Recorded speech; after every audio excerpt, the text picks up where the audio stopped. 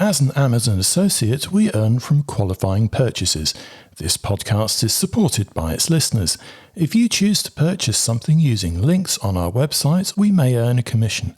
No books were warped, dog-eared, underlined with purple pen, eaten, cursed, cancelled, burned, or otherwise harmed in the making of this podcast. I'm Tom Tolkien, and this is the School Reading List, a podcast that recommends books you'll want your children to read and books you'll wish you'd read as a child.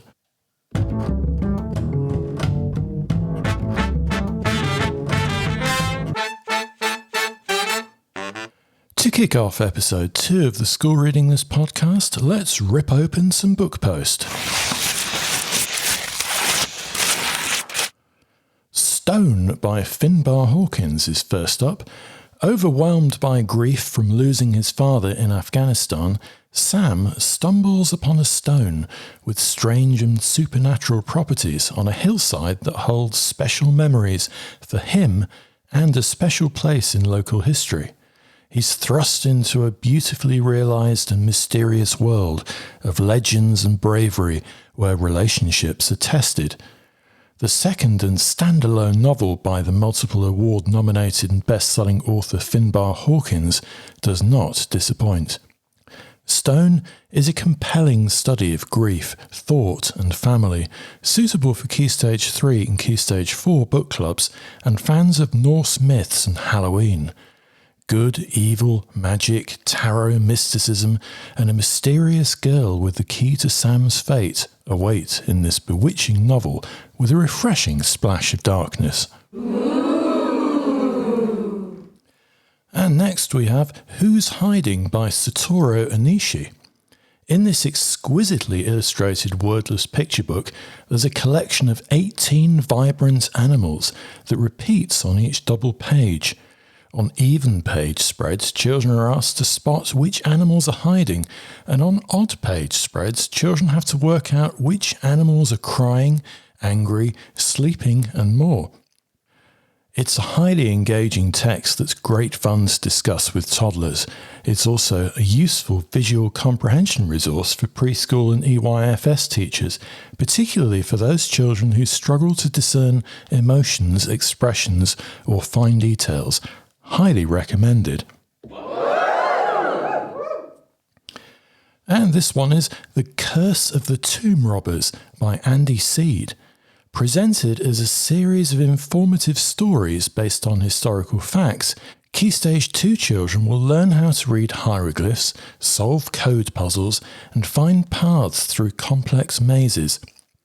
Nub and Iteti guide readers through ancient Egyptian life in 1422 BC, with the narrative and activities all leading up to stopping a crime and preventing a dangerous curse from being unleashed. An inventive and exciting journey into the world of ancient Egyptian society, town life and tomb raiding. This stunningly illustrated large format paperback with punchy bursts of story and detail is an ideal resource for ancient Egypt topics. It's also perfect as an extension to coding topics and as an interactive book to read and share in pairs or groups during class reading time. Highly recommended. And a little more ripping. And here we have Stories of Peace and Kindness for a Better World by Elizabeth Laird. This diverse collection of folk tales, including traditional stories from Ethiopia, China and Afghanistan, is also ideal to use as a resource for primary school assemblies, storytelling, or reading to whole classes in Key Stage 2 PSHE. With enchanting illustrations by Mirdot Amini and lyrical text by Elizabeth Laird, Stories of Peace and Kindness is a wonderful storybook proponent of the maxim, be kind. Ooh. And this comes highly recommended. It's a lovely hardback edition, The Worlds We Leave Behind by A.F. Harrold, and it's illustrated by Levi Pinfold. When a strange old lady in a mysterious woodland cottage offers Hex a deal to change a key moment in his life, he takes a chance and accepts. Little can he imagine the sting in this story's tale and how lives will be changed. Can he find a way back to how things were before? And will that even be the right thing to do? A morally challenging and clever novel that will not only keep children riveted until the final word, but will undoubtedly niggle the subconscious to revisit and reread. This beautifully realised hardback features stunning illustrations by Levi Pinfold and unusually subtle typography. The Worlds We Leave Behind is a magical read for 10-plus-year-old children in Key Stage 2 and Key Stage 3, and a children's literature highlight of 2022. Ooh. The Little Match Girl Strikes Back by Emma Carroll. Based on the Hans Christian Andersen classic, this atmospheric illustrated retelling follows Britta, who is down on her luck and down to her last 3 matches. But then she realises that each remaining strike harbours magical power and could change the course of many people's lives.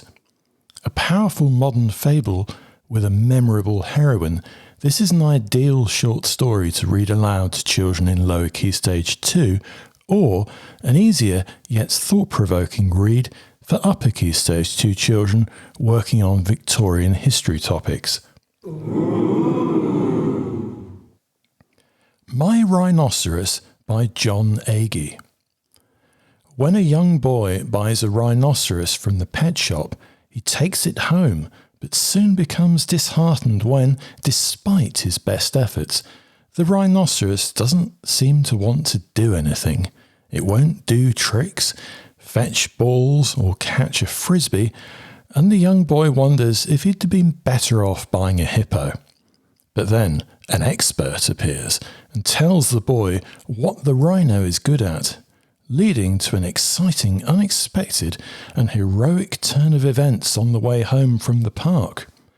This charming and funny story is replete with exciting illustrations that make My Rhinoceros a joy to read to EYFS classes and a good text to use when explaining to younger children people often have unexpected and surprising talents. Ooh. The Tale of Truthwater Lake by Emma Carroll. In this compelling eco-fantasy, Polly sneaks out to escape the government's hot weather curfew and confinement in her aunt's house for a dip in the dramatically receding Truthwater Lake. There, she finds a refreshingly cooling underwater portal to the past. 9 to 12-year-olds will never think about the recent heat waves the same way again after reading this. Spellbinding, The Tale of Truthwater Lake is the perfect middle grade post-summer read. No Place for Monsters by Kory Merritt. When the children of suburban Cowslip Grove begin to disappear, Levi and Kat are the only people who remember them, and they are determined to find out why. In this totally engrossing and deliciously creepy mystery with a pervasive and lingering sensation of nearby evil. The trials and tribulations of middle-grade relationships, clashes with authority, and of course, saving the world, power this engrossing and quirky read.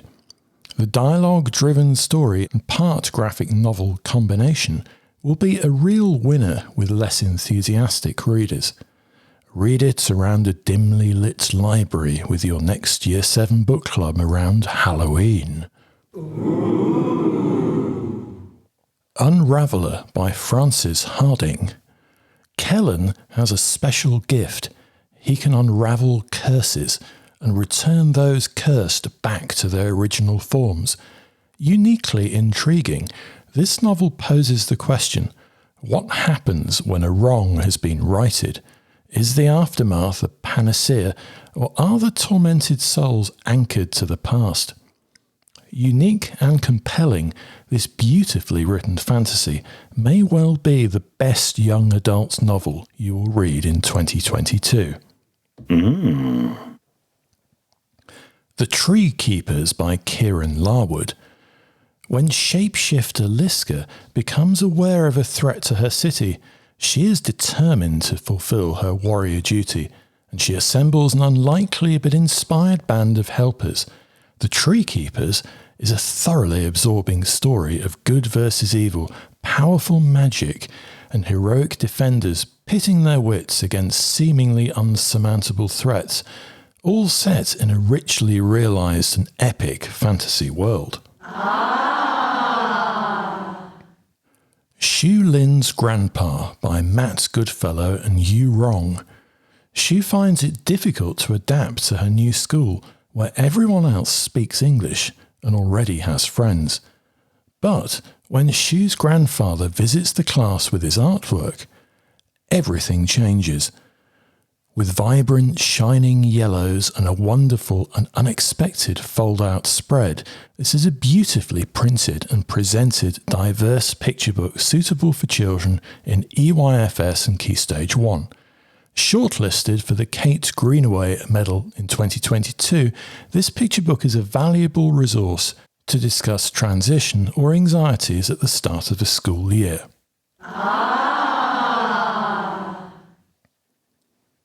The Island by Armin Greder. Now this has just been released in paperback. It's been out in hardback for quite a while and even longer so in Australia. And it's one of those books that is destined to become a modern classic picture book. It's a visually powerful picture story about a shipwrecked man who was at first treated with suspicion and fear and then subjected to blame, prejudice and hate. The clever progression and the downward spiral of the village society's behaviour are beautifully choreographed through the artwork, and this is an ideal text to both discuss with 9 to 11-year-olds in Key Stage 2 and use as the basis for modelled writing. Thank you to all the publishers and publicists for sending us books to review here on this podcast and on our website schoolreadinglist.co.uk. Here's our rundown of great new children's and young adult books hitting the bookshelves this August.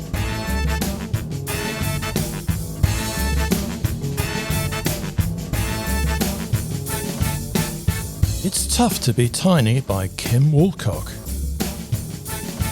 Rapunzel or Don't Touch My Hair by Ella McLeod. Egyptian Myths by Jean Menzies. Ella and the Waves by Britta Teckentrup. All the Pieces of Me by Libby Scott and Rebecca Westcott. World of Weird, a creepy compendium of true stories by Tom Adams. Paper Boat, Paper Bird by David Armand. And The Dangerous Life of Ophelia Bottom by Susie Bauer. Ergo by Alexis Deacon. The Last Whale by Chris Vick. The Accidental Stowaway by Judith Eagle. The Girl Who Rode the Ocean by Alistair Humphreys. Giant's Island by Jane Yolen. The Worlds We Leave Behind by A.F. Harrold. Our Tower by Joseph Coylo. And Which Bums Mums by Johnny Layton. Medicine, a magnificently illustrated history by Brian E. Hudson. The Blue-Footed Booby by Rob Biddulph. The Cartoons That Saved the World by Tom Ellen. The I Spy the Girl with the Golden Gran by Maz Evans. Resist, One Girl's Fight Back Against the Nazis by Tom Palmer. To Catch a Cloud by Eleanor DeRue. Passionate About Penguins by Owen Davey. Bad Panda, The Cake Escape by Swapna Haddo. How Many Ways Can You Cook an Egg by Lizzie Mabbott Berlin. Britannia's Word of the Day by Patrick and Renee Kelly. Waking the Witch by Rachel Burge. Lift the Flap, Strongest, Cleverest, Deadliest by Darren Stobart and Ian Cook. And Rosie Raja, Churchill Spy by Sophia Ahmed. Powered by Plants by Clive Gifford. The Beastly Bunch by Lisa Stewart Sharp. And our picture book of the month is Ella and the Waves by Britta Teckentrup. Our non-fiction book of the month is Britannia's Word of the Day by Patrick and Renee Kelly. And our fiction book of the month is Resist by Tom Palmer. Bookety book, let's get reading. If you're a teacher, librarian or avid bookworm who loves children's or YA books and you'd like to review brand new titles for the school reading list, get in touch by email. We'd love to hear from you. The address is reviews@schoolreadinglist.co.uk.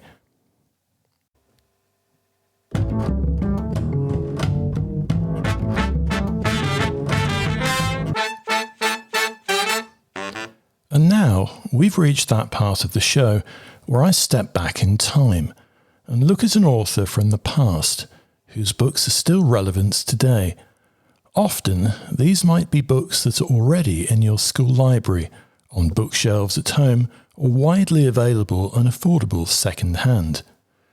In this episode, we're looking at an author whose books were a mainstay in upper primary and early secondary school libraries from the late 1970s and 1980s into the 90s. His titles were prominent in the children's sections in bookshops and libraries, and being one of the few true science fiction books published by Puffin, always featured in travelling school book fairs. Accessible, due to the shorter length and dialogue-heavy plots, these books weren't quick reads. They required thought and use of imagination, but they did tend to appeal to intelligent children that didn't particularly want to, either due to time or inclination, engage with epic-length books. In this episode, I'm looking at a world of ultra-realism and thought-provoking science fiction. Let's time travel back into a world of second-hand books.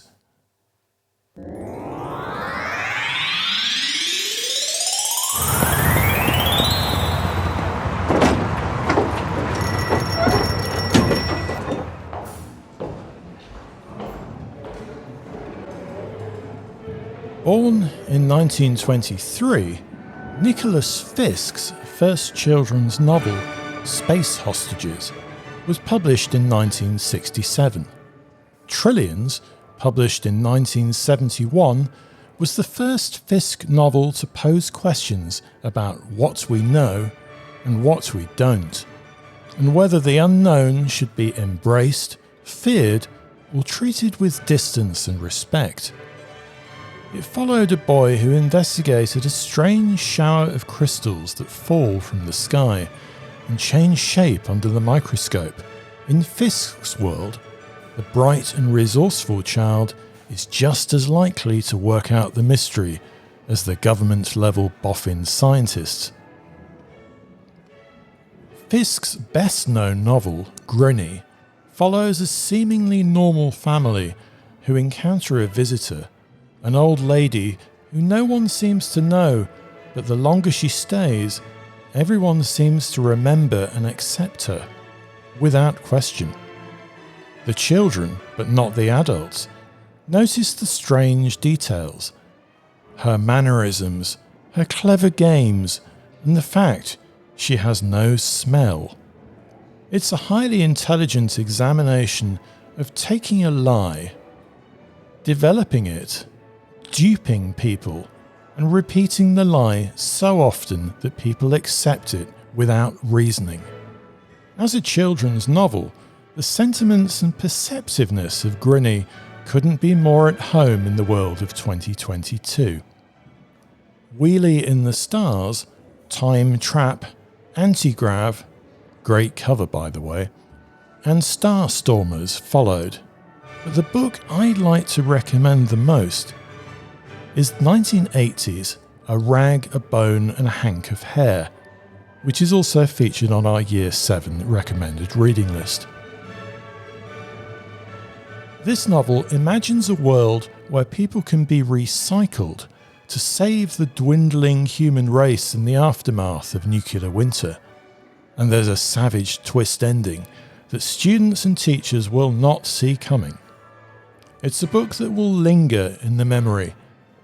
And in today's climate of risk and fear from wars, political conflict, economic and environmental turmoil and climate change, this book is the ultimate what if. Another reason to seek out Nicholas Fisk's works is to expose students to a style that no longer seems to exist in the current middle grade market. Fisk's novels are short, sparse and make you think.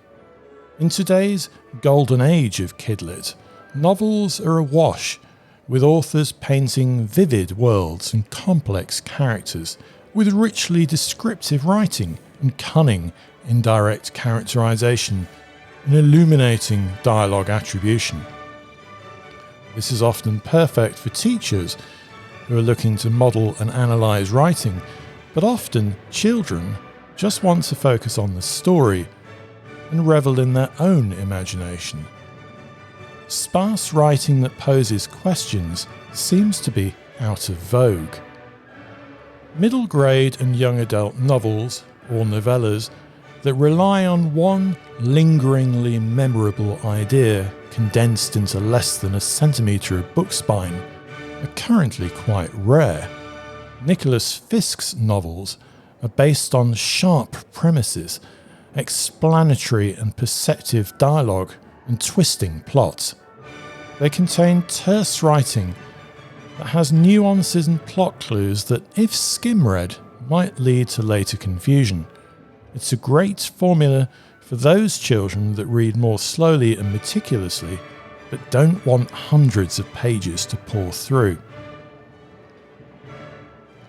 The ultra-realism that colours the created worlds has more in common with Philip Pullman's imagined worlds than traditional science fiction. There's no rich descriptive language or overuse of metaphors, things which often lead to readers struggling to get into a book. Some critics have levelled accusations of cardboard characters, but who cares? Sometimes this fires the children's imaginations. Just try a creative writing exercise, asking pupils to describe in detail a cardboard character. The results will all be different and interesting. Perhaps cardboard characters can allow children to reflect on their own realities more convincingly and more often than meticulously presented and described people and places. When children tackle a complex story, the characters need to breathe. Perhaps less is more if imagination is to really interact with the reading process. Similarly, the dialogue attribution is sparse. It's he said and she said. Less is more. The definition of Stephen King's advice in On Writing. Instead, the author provokes the imagination, asking moral and philosophical questions to challenge the reader's thinking. And there's reassurance through subtle confidence building. It's a running theme in Fisk novels that children, above all others, have the innate values to safeguard the world and spot fakery. Fisk based his stories on developing a sliver of truth and then stretching the resulting possibilities to unexpected, but still just, plausibly logical conclusions. He called his stories believable realism, arguing that everything must make sense once that allowable lie has been swallowed. He added, how much more interesting the possibility than the fact, the drawn conclusion than the stated premise, the freedom of fantasy than the chain of present circumstances. In a time of fake news and culture wars, where sickly saplings of truth are woven into unimaginably twisted proclamations, Fisk's brand of convincing what-if realities linger in the mind with a resonating freshness. With artistic covers that strangely haven't particularly aged, Nicholas Fisk's most popular works are still widely available second-hand. The most successful, Grinny, is still in print with hotkey books. The Nicholas Fisk canon is highly recommended for inquiring minds in Year 6 through to Year 9. There's little like them in the present-day market, and children who enjoy being forced to imagine, challenge their opinions, and consider the what-ifs will enjoy these shorter science fiction novels. So seek them out, the works of Nicholas Fisk.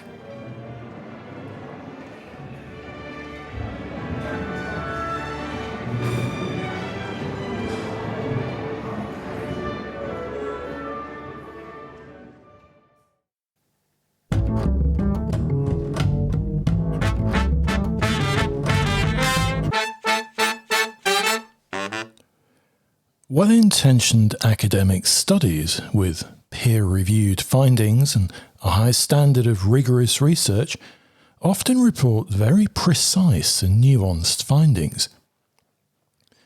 But something strange can happen when these findings reach a staff room.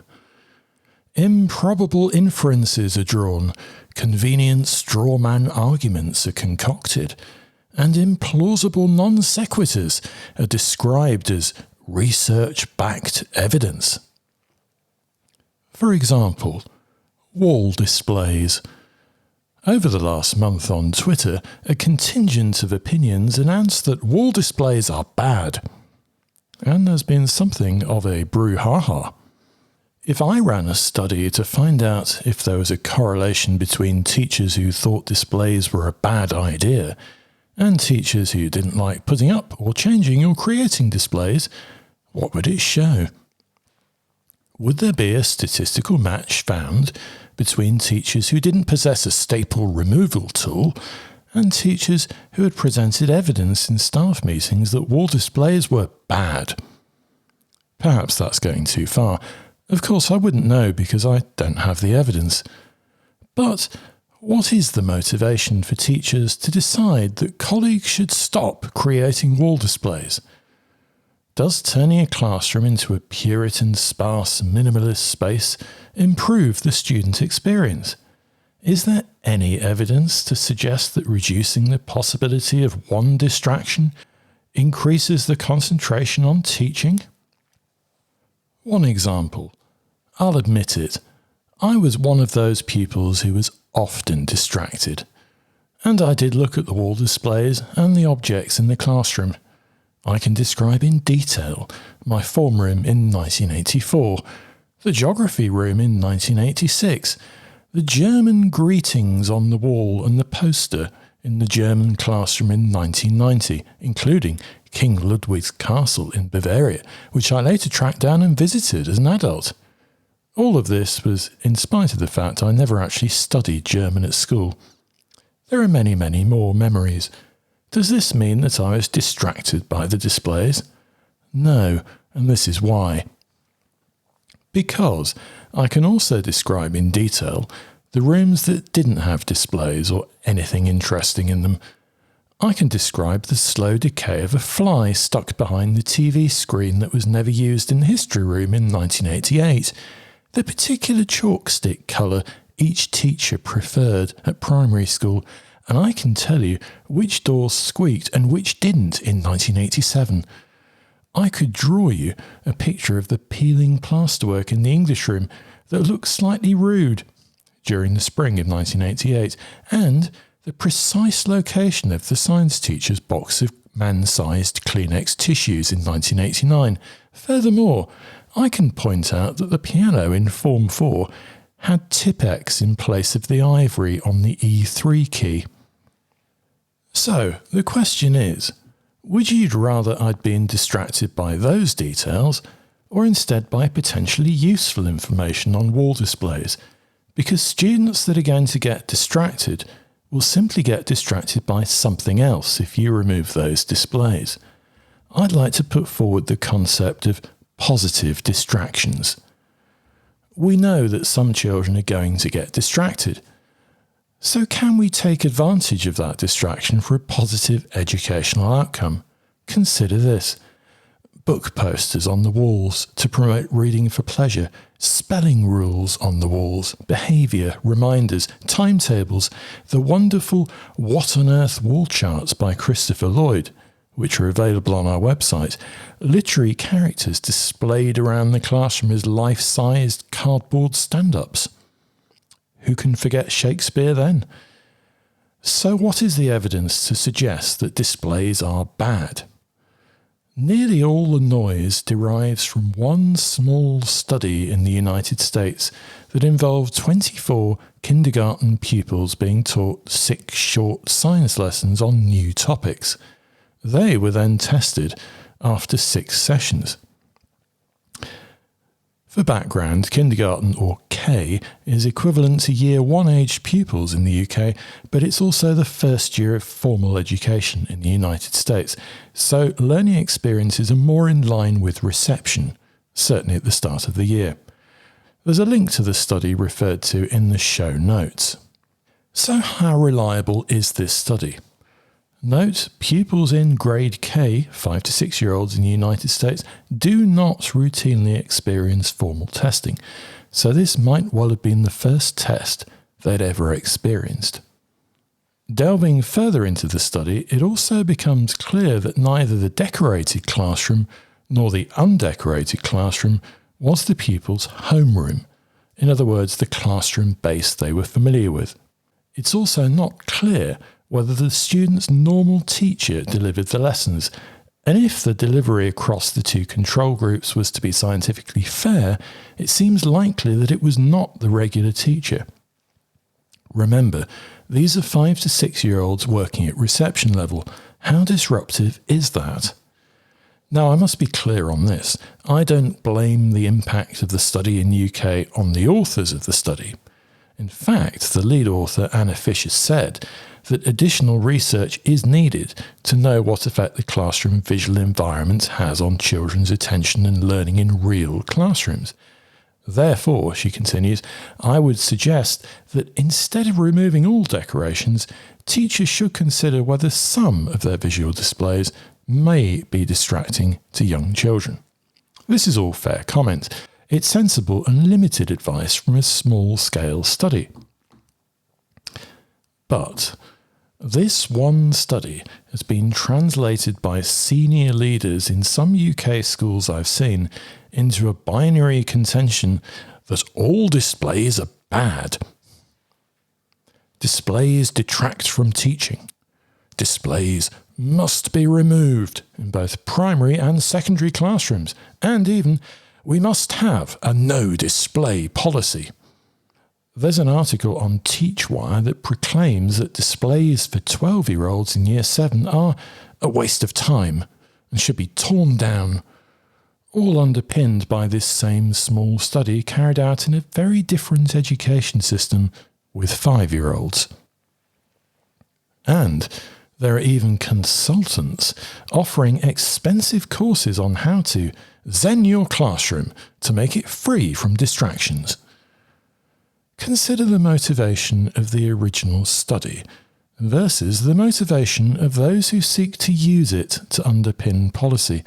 Could it be that some SLT teachers don't want the hassle of putting up displays? Might it be that the exacting wall display policies from 20 or 30 years ago are too much work or too much expense, and schools just want to save time, money and effort? Who knows? Now, why am I talking about this on a children's literature podcast?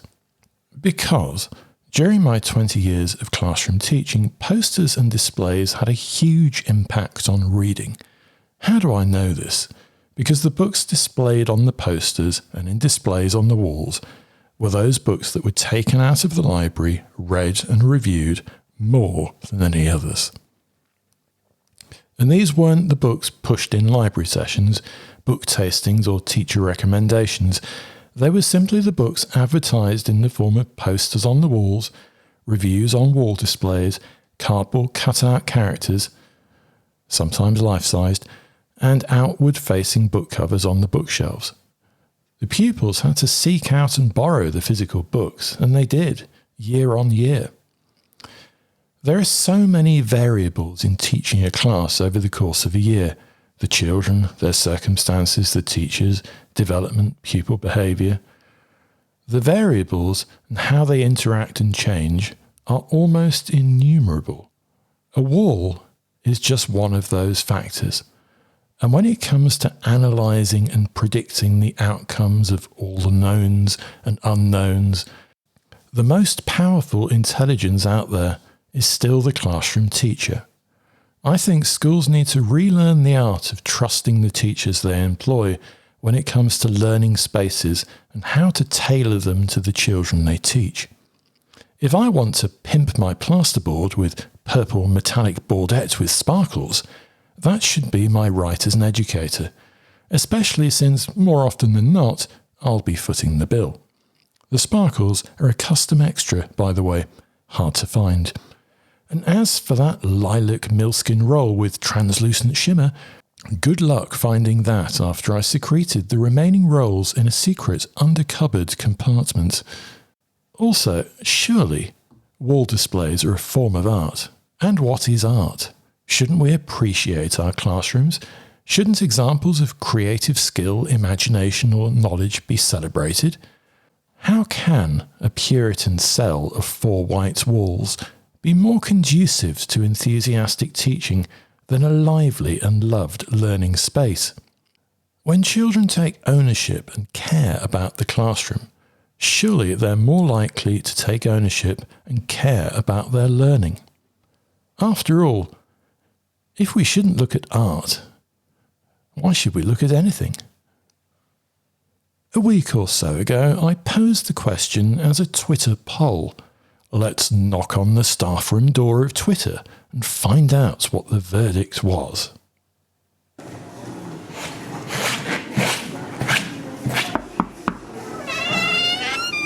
What is it? What do you want? Should school classrooms feature wall displays?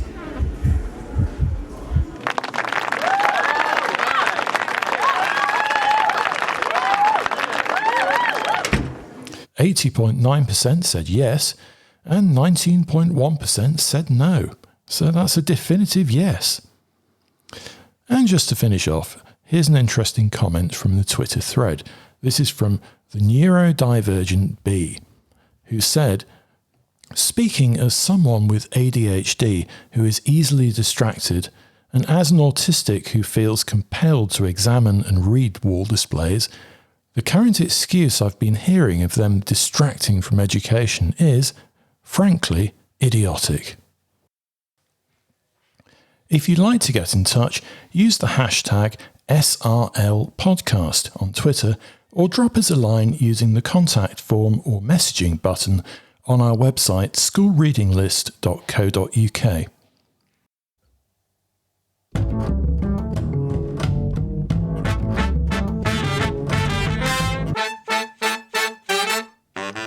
And all the books lived happily ever after. The end.